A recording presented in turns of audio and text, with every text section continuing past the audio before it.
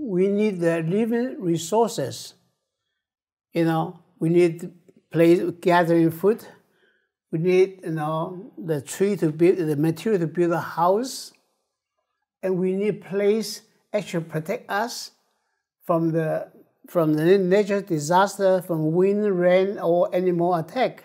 Что еще нужно для выживания? Еда, источник еды, где ее добывать, деревья для строительства, нужно защищенное место от естественных метеорологических условий, там, от дождей, от снега, от бурь, от тайфуна и прочих. Often you find that material, the protection, everything there from higher ground, say mountain. Например, в горах мы собираем материалы и защиту ищем где-то у гор, у холмов. But when human beings pass from the gathering, era to the start to cultivate, start to grow things, and they're looking for a fertile land, a flat land, can grow crops. Это была эпоха собирательства, где больше люди занимались собирательством еды в лесах, там, в горах и так далее. Но когда человечество перешло постепенно на выращивание, на сельское хозяйство, соответственно, начали искать более равнинные местности. And then create a pattern. What? You need water, you need high ground, you need the natural resources, you need flat land. So that flat land is the place you can grow crops that you build a house. So what became mountain, water, flat land. И таким образом и появилась схема, образ благополучного места. Это должно быть равнинное место, где можно выращивать урожай. Это должен быть какой-то холм, защищающий жилье. И должно быть какое-то открытое место или вода. И место, где, собственно, построить этот дом или поселок. So naturally, you can see the pattern. Many, even modern city, right, is water, high ground, flat land. И даже сейчас, наблюдая за городами по всему миру, мы видим этот общий принцип, общий подход, эту схему, где есть и вода, речка, или там другой водоем, есть холм и есть равнинное место. And people later develop a theory. Water is very dynamic, one, very changeable. Water is dynamic, we call it very young. And mountain, very static, yin.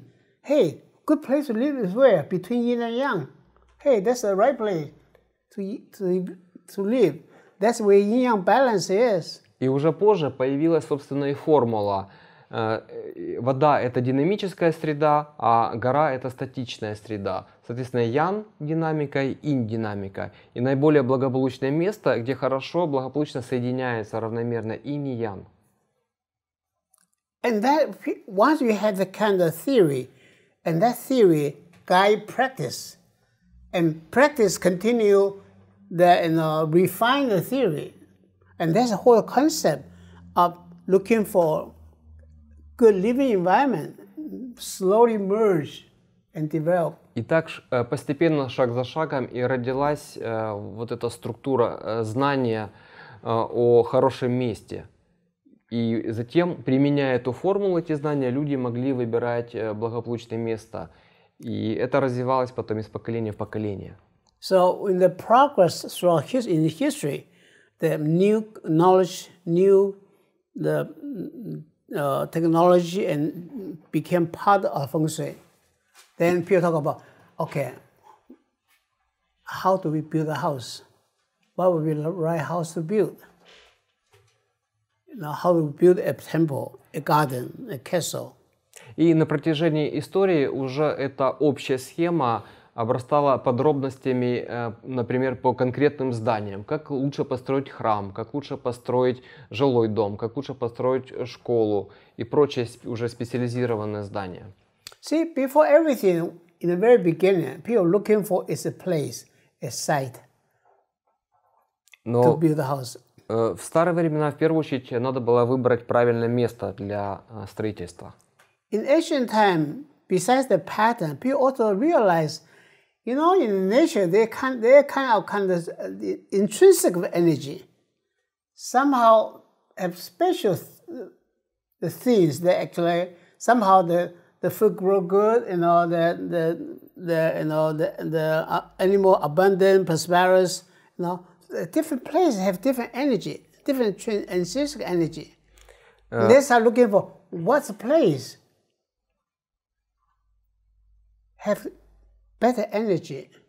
Позже люди заметили также, что кроме характеристик соединения, чтобы была вода, гора, то есть вот этой схемы, работал еще какой-то фактор. Например, в некоторых местах лучше росли деревья, там урожай собирали, в других местах хуже. То есть в одном месте казалось, что больше энергии, в другом меньше энергии. И так родилось второе учение о том, что одно место имеет больше энергии, другое меньше. And we talk about now the yin-yang balance, water and mountain, yin-yang concept. Here, additional concept is the energy of the place.